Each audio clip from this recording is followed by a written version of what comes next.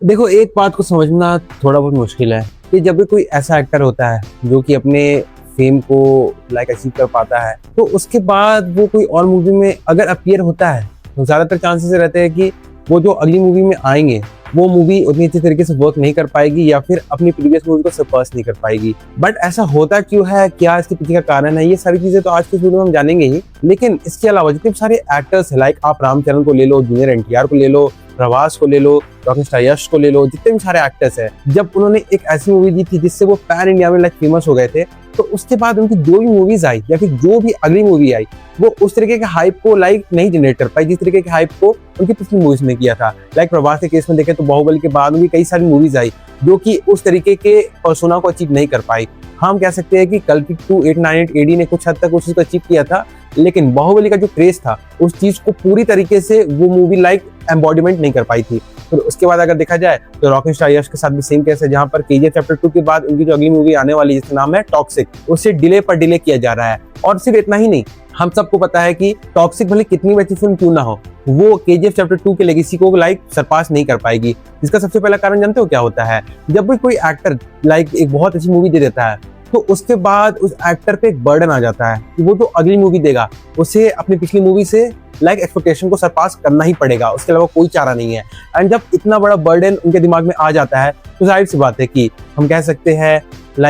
Time ना होने के चलते या फिर कह सकते हैं कई और सारे कारणों के चलते जो उनकी अगली फिल्म होती है वो उस तरीके से नहीं बन पाती है। या फिर हम कह सकते हैं कि जब फॉर एग्जाम्पल के तौर पर हम देख सकते हैं, जब रॉकिंग स्टार यश ने केजीएफ बनाई थी, केजीएफ में जब वो अपीयर हुए थे, फिर उसके बाद जब रामचरण और जूनियर एनटीआर जब RRR में अपीयर हुए थे, तो उनपे ऐसा बर्डन नहीं था, कम से कम उनपे नहीं था, एक्टर्स को उतना बड़ा बर्डन नहीं था कि उन्हें अपनी पिछली फिल्म से एक बहुत ही बेहतर फिल्म बनानी है। उन्हें पता था कि फॉर एग्जाम्पल अगर हम देखने जाए तो RRR के जो डायरेक्टर थे एस राजामौली, उनपे भले एक बर्डन था कि उन्हें बाहुबली से एक बहुत ही मेगा प्रोजेक्ट बनाना है, जो उन्होंने डिलीवर किया भी। मतलब कह सकते हैं कि बॉक्स ऑफिस नंबर्स पे तो वो मूवी बाहुबली चैप्टर 2 को बीट नहीं कर पाई, लेकिन जिस तरीके का क्रेज उस मूवी को देखने को मिला था वो हाल फिलहाल में हमें किसी भी और बॉलीवुड हो या फिर किसी भी साउथ इंडियन इंडस्ट्री को आप उठा के देख लो, ऐसी किसी भी फिल्म के लिए हमें देखने को नहीं मिला था वेस्टर्न मीडिया में। तो हम कह सकते हैं कि हाँ, इस चीज को लेकर जो एस राजामौली का टेक था वो तो फुलफिल हो पाया था। लेकिन अगर देखने जाए तो RRR के बाद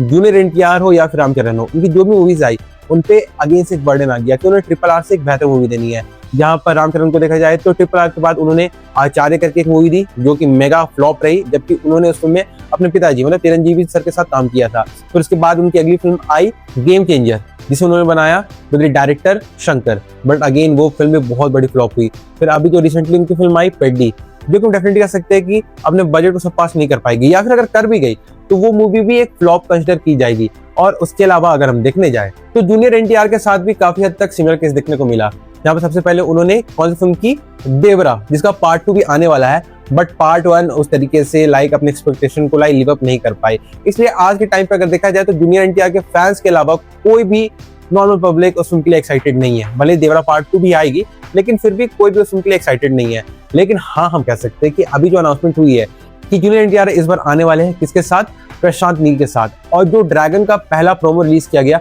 वो जेन्युइनली अच्छा लगा, मुझे अच्छा लगा। मेरे कई सारे डाउट्स है, कई सारे क्रिटिसिज्म है उस चीज को लेकर, लेकिन वो एट द एंड मुझे ठीक लगा। भले इनिशियली जब मैंने उसे देखा था और जिस तरीके से मेरे माइंड में केजीएफ और सलार की स्टोरी रैप थी, मैं चाहता था कि इस बार प्रशांत नील कुछ बिल्कुल अलग डिलीवर करे, लेकिन जो इन्वायरमेंट, जो टोनैलिटी, ये सारी चीजें हमें देखने को मिल रही है वो केजीएफ और हम कह सकते हैं दूसरी मूवी सलार से काफी ज्यादा सिमिलर लग रही है। बट वो सारी चीजें हो सकता है कि आगे चल के किसी तरीके से रोल आउट हो जाए, बट कोई बात नहीं। अभी तक तो टीजर आया है एंड मैंने जब टीजर को बार बार रिविजिट किया था तो वो मुझे इवेंचुअली ठीक लगने लगी, अच्छी लगने लगी। बट कम से कम अभी तक हमने उस फिल्म को नहीं देखा है, तो उस फिल्म को लेकर तो अभी हम कोई जजमेंट पास कर नहीं सकते हैं। लेकिन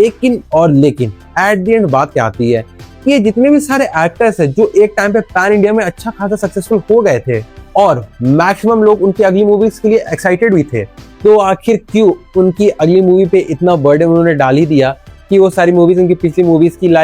लेगेसी को सरपास नहीं कर पाई? तो देखो, इसी का जवाब बहुत ही ज्यादा सिंपल है कि उनके दिमाग में एक थॉट आ जाता है, आप डायरेक्टर को कंसिडर कर लो या फिर एक्टर को कंसिडर कर लो, कि अगर उनकी पिछली मूवी ने बहुत ग्रैंड कलेक्शन निकाला था बॉक्स ऑफिस पे, पूरी की पूरी ऑडियंस को पसंद आई थी वो फिल्म, तो उनकी अगली फिल्म उसके एक लेवल ऊपर जानी चाहिए। एग्जाम्पल के तौर पे अगर देखो तो अभी जो पुष्पा 2 आई थी, जो कि बहुत बड़ी ऑल टाइम मेगा ब्लॉकबस्टर साबित हुई, तो उसके बाद अल्लू अर्जुन ने एटली के साथ एक मूवी अनाउंस की जिसका नाम अभी रखा गया राका, जिसमें हमें दीपिका पादुकोण और मृणाल ठाकुर दोनों देखने को मिलने वाली है। तो ऑब्वियस बात है, एटली जिन्होंने जवान के साथ all time mega blockbuster film deliver की, और उसके बाद अल्लू अर्जुन जिन्होंने पुष्पा चैप्टर 2 के साथ all time mega blockbuster film deliver की। तो जब इतने बड़े डायरेक्टर और इतने बड़े एक्टर एक साथ आ रहे हैं तो ऑब्वियस सी बात है ऑडियंस की एक्सपेक्टेशन हाई होगी ही होगी। पहले हम कह सकते हैं कि कई सारे लोगों को पुष्पा चैप्टर 2 पसंद नहीं आई थी एंड कई सारे लोगों को जवान भी पसंद नहीं आई थी, लेकिन जिस तरीके का बॉक्स ऑफिस पुल इन दोनों मूवीज ने दिखाया था उसे देखने वालों कह सकते हैं कि हाँ, अगर ये दो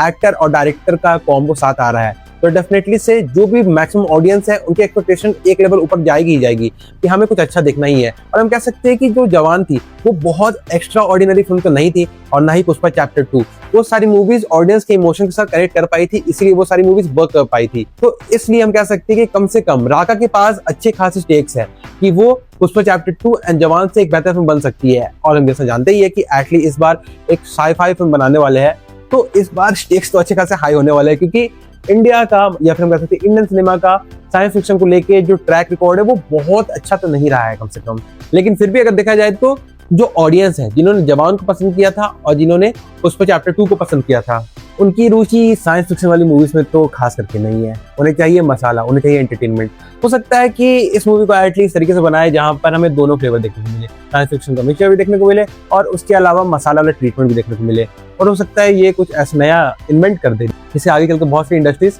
अडेप्ट भी करे। बट फिर अगर देखा जाए तो एट दी एंड बात वहीं पे आके रुक जाती है कि आखिर जितने भी सारे एक्टर्स हैं जो एक टाइम पे पैन इंडिया में सक्सेसफुल फिल्म डिलीवर कर देते हैं तो उन पर एक अच्छा खासा वर्डन आ जाता है कि उन्हें किसी भी हालत में जो अपनी अगली फिल्म है उसे इस तरीके से डिलीवर करना ही करना है जो उनकी पिछली मूवी की लेगेसी को सरपास कर पाए। पर आज तक अगर देखा जाए तो ऐसा कोई भी एक भी ऐसा एक्टर नहीं है, क्योंकि मेरे दिमाग में तो कोई ऐसा एक्टर का नाम नहीं आ रहा है जिन्होंने अपनी पिछली बहुत बड़ी मूवीज की लेगेसी को सरपास किया था। और यहाँ पर एक और बहुत ही इंटरेस्टिंग सिनेरियो ये देखने को मिलने वाला है ना कि जितने भी सारे एक्टर्स मैंने नाम लिया, इस रॉकिंग स्टार यश का नाम लिया मैंने, जूनियर एनटीआर का नाम लिया, उसके बाद रामचरण का नाम लिया, उसके बाद अल्लू अर्जुन का नाम लिया, प्रभास का नाम लिया, जितने भी एक्टर्स मैंने नाम लिया उनकी सारी मूवीज मतलब उनकी जितनी सारी अगली मूवीज है ना उन पर किसी भी तरह का लिमिटेशन नहीं रहता है। मतलब ना उनके पास बजट की कमी रहती है, ना उनके पास कास्ट एंड क्रू की कमी रहती है, ना उनके पास किसी भी तरीके का कोई भी लिमिटेशन रहता है। लेकिन इतना कुछ होने के बावजूद भी अगर कोई डायरेक्टर एंड अगर कोई एक्टर अपनी तरफ से कोई अच्छी फिल्म डिलीवर नहीं कर पा रहा है तो वो कई सारी चीजों को क्वेश्चन करने पे मजबूर कर देता है ऑडियंस को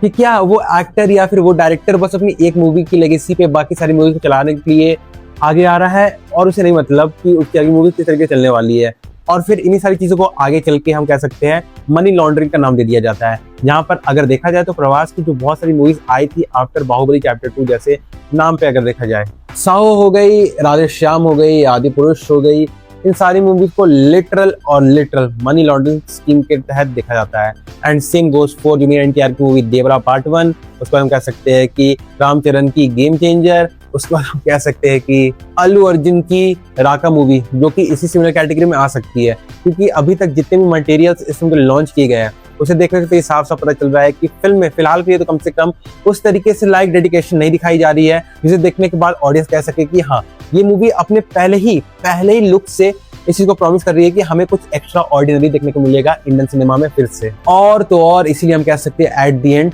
जितने भी सारे एक्टर्स हैं जिनकी पैन इंडिया वाली मूवी सक्सेसफुल हुई थी उनकी अगली मूवी उस तरीके की लेगेसी को क्यों नहीं क्रिएट कर पाती है। पर फिर भी चलो ये जो भी बातें मैंने इस वीडियो में कही है इस पर्टिकुलर टॉपिक को लेके वो तो मेरा अपना खुद से एक पर्सनल ओपिनियन है। अगर इस बारे में आपका भी कुछ सोचना है या फिर आप भी कुछ कहना चाहते हो तो डेफिनेटली से अपने व्यूज को आप कमेंट सेक्शन में लिख के जरूर से बता सकते हो। मैं फॉर श्योर जानना चाहूंगा कि इस बारे में आपके थॉट्स किस तरीके के हैं, तो do drop your views in the comment section. और हाँ बाकी फिर चलिए मिलते हैं बहुत जल्द एक और नए वीडियो के साथ, तब तक के लिए बाय।